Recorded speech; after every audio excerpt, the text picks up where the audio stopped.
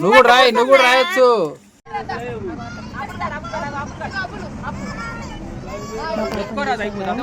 ఇప్పుడైతే అమ్ములు అనుకుంటే తన దగ్గరికి వెళ్తుంది.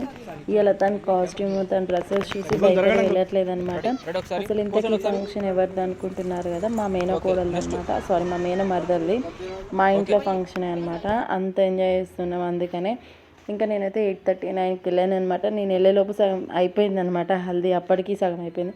ఇంకా లాస్ట్కి అయితే కొంచెం ఫొటోస్ కోసం వీడియోస్ కోసం అలా చేస్తున్నాను అనమాట. అలానేం కాదు, బాగానే పసుపు పూసాను అనమాట. పాప మా పిల్ల అయితే మంట పుడుతుందని ఏడుస్తుంది. ఇంకా తినైతే నా ఫ్రెండ్ అనమాట శోభిత. ఆల్మోస్ట్ అంటే వీడియోస్లో కాకుండా ఫొటోస్లో అయితే చాలా ఫొటోస్లో ఉంటుంది. మేమైతే చిన్నప్పటి నుంచి ఫ్రెండ్స్ అనమాట. ఇంకా ఇద్దరం కలిసి వెళ్ళేసి పసుపు అయితే పూసాము. ఇంకా మంగళ స్థానాలు కూడా చేయించాము. మా తర్వాత మా మమ్మీ మా డాడీ అనమాట.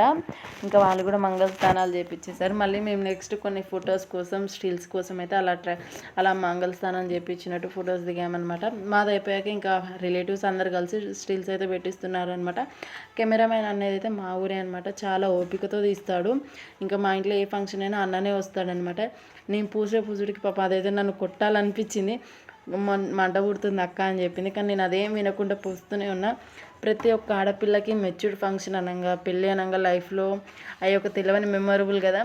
నాకైతే మెచ్యూర్డ్ ఫంక్షన్ అయితే మా డాడీ ఏ లోటు లేకుండా చేసింది. కానీ పెళ్ళి అనేది ఒక లోటు లాగా అయిపోయింది.